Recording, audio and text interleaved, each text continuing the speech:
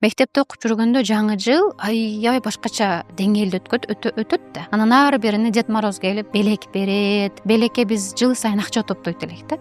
Именно ошол учурда атам да апам да экөө сүйлөшүп, жаңы жылда 3-1 тоон барбай коет элек мектепке. Бир себептерди айтыпчы, мүмкүн эмес эле. Ал учурда дин анча жакшы жайыла элек эле го. Анан жаңы жылды тоспогон эч ким почти жок эле да. Мүмкүн эмес эле, бирок атам бир шылтоосун табып барбай коет элек дагы. Анан кичинекей инем сурап калды: ата, биз неге жаңы жыл тоспойбуз? Биздин ушундай жаңы жылдай майрамыбыз жокпу? Жок, биз жаңы жыл тоспойбуз да десе. Анда жаңы жыл сыяктуу биздин майрамыбыз жокпу? Биз да ушундай майрам каалап атабыз деп атам инем айтса, Адылбайс деген инем айтса, атам ошону дароо акылына алып, апам экөө Ороз айт менен Курбан айт келгенде сөзсүз түрдө өзүбүздүн каалаган белектерибиз болот эле. Мисалы, ролик алгыбыз келет эле.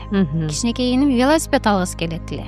Андан сырткары телефон чыкты. Ошондой майда чүйдө нерселерди алгыбыз келип, бирок айта албай жүргөн нерсебиз ата энебиз байкап коюп, Ороз айт күнү баамдатка чейин апам тургузат эле: даярдангыла, Ороз айтка намазга барасыңар деп. Подушкабызды атам ачат эле дагы: майрамыңар менен, мына бүгүн бизде Ороз айт келди, мына бүгүн бизде Курбан айт болуп атат, мусулмандардын майрамы деп ар бирибизге подушканын астынан белек алып берет эле да. Биз муну жаңы жыл сыяктуу күтөт элек да. Жаңы жыл уже экинчи планга өтүп кеткен.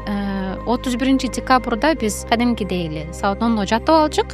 Салюттун аткандан эле ойгонуп калбасак, жаңы жыл болуп атабы, болбой атабы ишибиз деле жок эле да.